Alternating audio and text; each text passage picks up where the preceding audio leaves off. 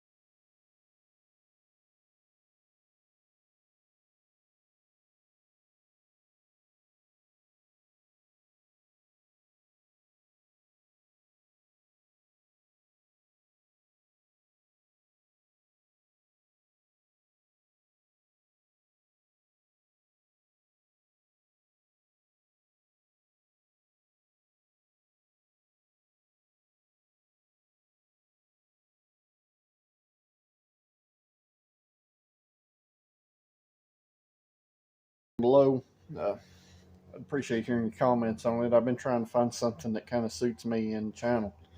So I go out to get in the car this morning. Keep in mind this day after Christmas. Get in there, push in the clutch pedal, make sure it's in neutral, turn the key, nothing. I'd pitched a fit like this before, and, I unplugged the little solenoid wire and plugged it back on, and it started right up. So this morning I come in here and I changed that pigtail, and that was not the problem. So I started chasing wires all the way to the clutch switch. We got power to the clutch switch from the ignition switch. Power out of the clutch switch, but we have a dead short between the clutch switch and the solenoid. So I spent about, 3 hours this morning trying to troubleshoot that. And that's something in the harness between the firewall and the solenoid down here. So I went in there and overlaid a wire from the clutch safety switch out to the solenoid, starts right up. But that's not what this episode is going to be about, this fixing that.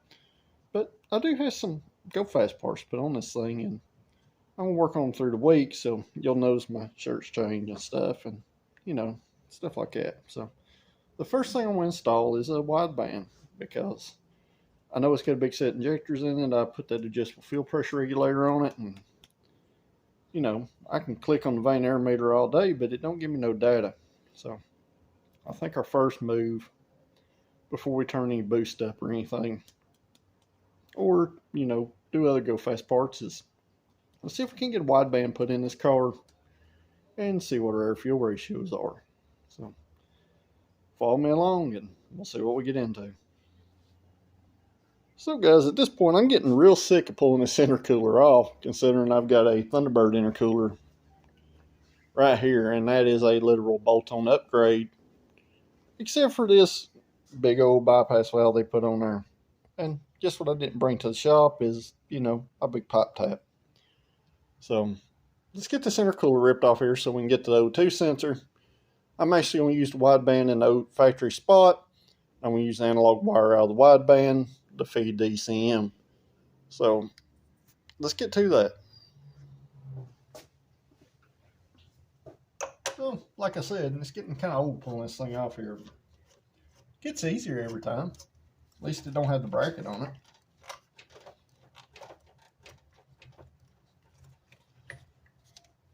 But I might go ahead and see if I can't find something to tap this here at the shop. I know all my pipe taps are at the house. But literally, once this intercooler bracket's here off, you just got 2 clamps here. And on a factory intercooler, you just got a couple of vacuum lines for boost control stuff. But this little feller, he just pulls. You just pulled right on off, but I guess I clamped it down super tight, so loosen the clamp up a little more.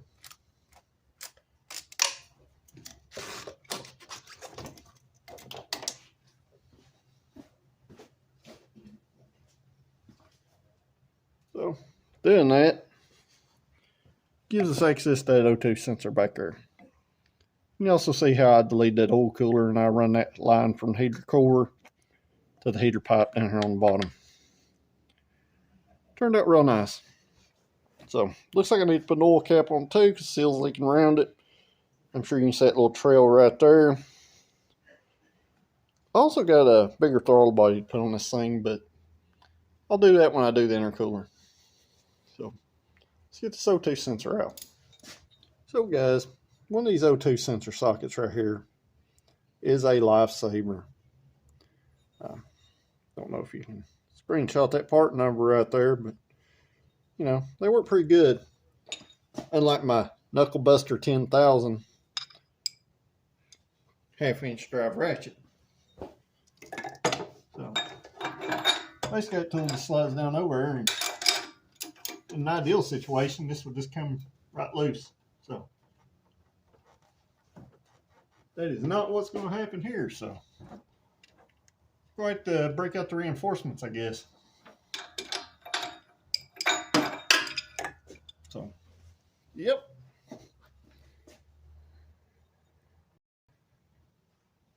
Alright, so spray a little penetrating oil on that thing. And let's get out the Knuckle Buster 10,000.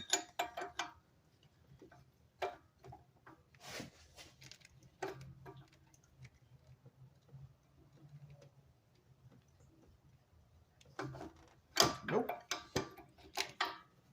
Well, this might be kind of fun. Don't you love it?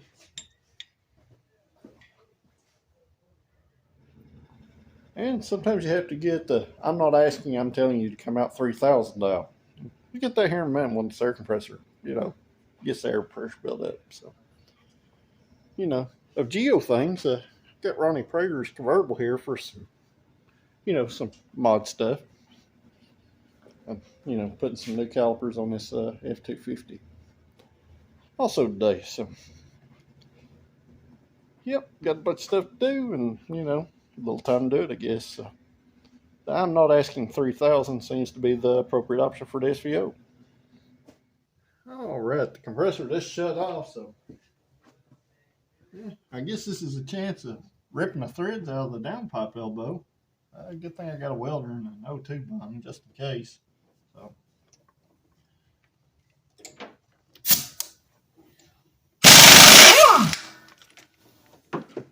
Come out. Yeah, you still like their threads there, so yay.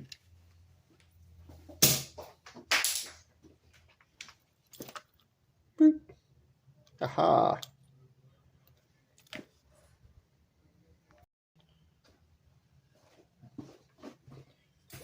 Got our new wideband sensor. Put a little anti-seize on there.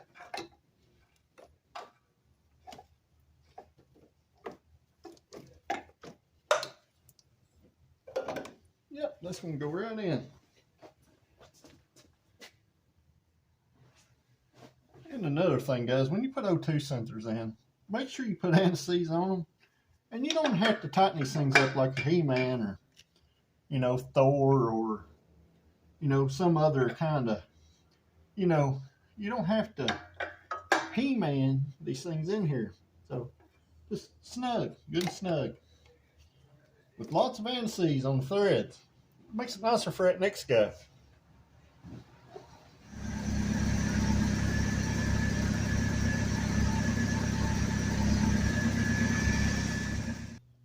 Well guys, I've messed with this thing just about all week. It's Friday at this point. I've been kind of busy at the shop, so I haven't been able to, you know, drop in the video and update any. But I did mess with the boost stuff a little bit, and I changed the boost controller on it. And I messed with the bypass valve.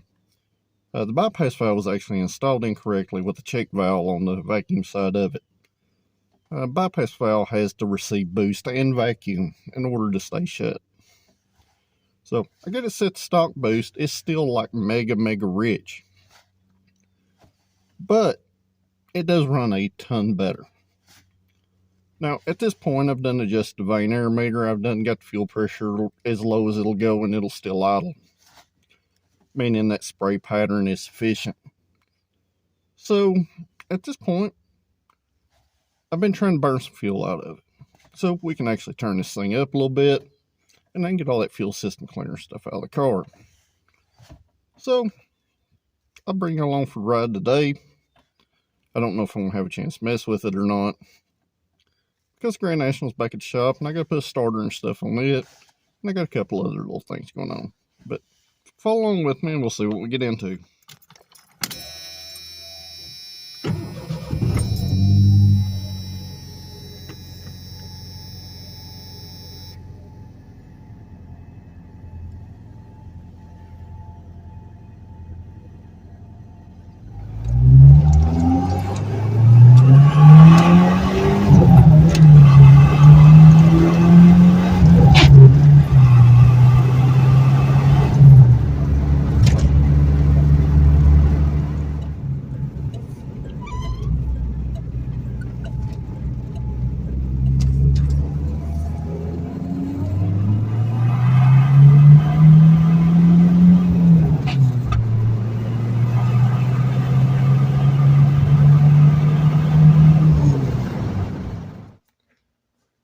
So guys, we made our way through the week to Saturday. I've drove the car, all week long, everywhere I've been. So this morning, it was a little low on fuel, and consider it's been like mega rich, which you've seen in the video before this. I pumped 10 gallons of E85 in it. I loosened the vane air meter a little bit. And, we're still 10-0 in boost, so this thing's been mega rich. So at this point, I'm going to see if I can add a little extra airflow. I got a T-Bird intercooler sitting here at the shop that I've had for a long time. I cleaned it out earlier while I was messing with some other things like, the hood lights that don't open. So I think at this point, I'm going to put this intercooler on here. I'm going to give that boost controller another little, because we're on stock boost. And, I might tighten that vane air meter door just a hair and raise the fuel pressure. I don't know yet. So let's just see what we get into, and we'll go from there. And I can kind of hear it now that I thought you said you were going to mod it. Yeah, I am. But stuff like this, I'm just kind of right now, I'm just kind of doing, the simple stuff, guys. I just want to see,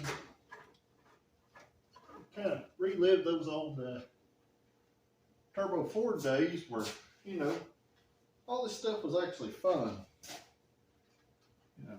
Those days have kind of went away when you had something that was kind of fun to mess with. And, you had a good time. So, I had this Turbo Coupe intercooler laying around, and I do know it flows more air than the SVO one. And yeah, I know it's bigger than the hood scoop too. I mean, that's common sense stuff. But just from the airflow, it should pick up a little bit. So I got to address something with that lower coupler. I have to move it down on the intercooler a little bit. Kind of get this thing leveled up and all. So I got the intercooler on there. I'm not really happy with how it's sitting on there. Couplers are, especially the turbo side's just a little too short. So it's kind of got the intercooler kind of kicked funny, and I really don't like it too much. But, I probably have something at the house, but I'm at the shop, so it'll work for now. I just got to find something to plug this bypass valve hose,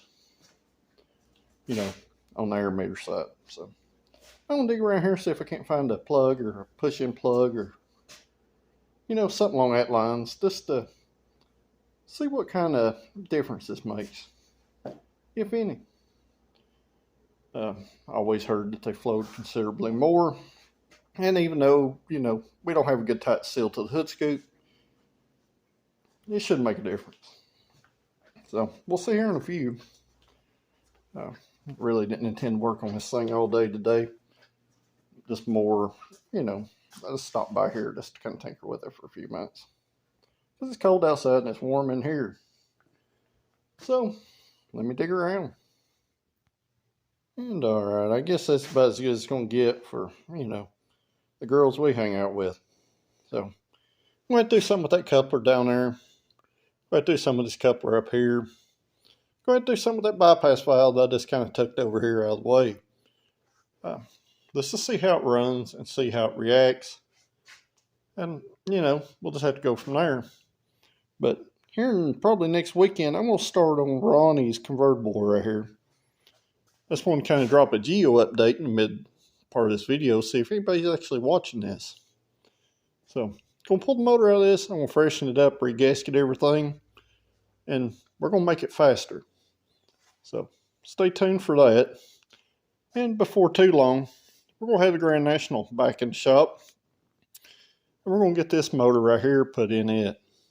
So, just a couple of, you know, other updates too. So, I'm going to load up in this thing, get everything locked up here at the shop. And let's see, you know, if the intercooler makes any, you can see the pants difference. I could put this on the draggy and see how fast it is. But, you know, the point of this car is I'm just wanting to have fun with it. And knock a bunch of stuff in the floor in the process over here. But I'm just going to drive this car and enjoy it. And, you know, I've always wanted to see what all the SVO hype was about. You know, they push these cars pretty hard when they were new. And, you know, so far, I'm pretty happy with it. So, hopefully, you know, further along in this video, I'll be able to give my honest take on it. So, until then, guys, I'm going to go drive this thing. Let's see what happens. And I'll be back later. Well, guys, this isn't how I wanted to end this video. And as you can see, this video is super blurry. That's because I dropped my phone and it's all busted all to pieces. And I had to go out and buy another one. But I don't want to end this video like this. Now, I did drive the car with Thunderbird intercooler, and it did run a little bit better. I could feel a seat of the pants difference. But it was still mega rich. It didn't lean out dull. If anything, it made it richer. So, I downloaded the Moat software. Dug that Moat's quarter horse out of the glove box. That was in ECM to begin with. And tried to read it and couldn't get it to read. And, you know, I don't know if it's the cable I'm using or, you know, the software I downloaded. But regardless, I put that chip back in there. I set the vane air meter back to what it was set at when I first started, because I always count the clicks and write them down. And I set the fuel pressure to the factory fuel pressure spec. And guess what? It's 11.2, 11.3 in boost. Boost is turned up now to about 18 pounds of boost, and it's 11.2, 11.3, all the way up to about 5,500 RPM, where, you know, you shift gears at. So, it seems like all along it was tuned for those 55s and the E85, because it runs beautifully now, which was mega surprising. So, I'm going to end this video here, guys.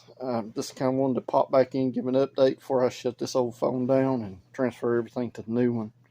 Which, unfortunately, would mean I would have lost all this video footage that I'd worked on all week. So, if you like this kind of content, make sure you like this video. Share it with your friends. And most importantly, if you're not a subscriber, hit that subscribe button. There will be some better videos coming of this car soon. We're definitely going to have fun with it. And probably next video, I'm going to talk about what I like and what I don't like about it. So, until then, guys, I'll see you at the next one. Thanks for watching.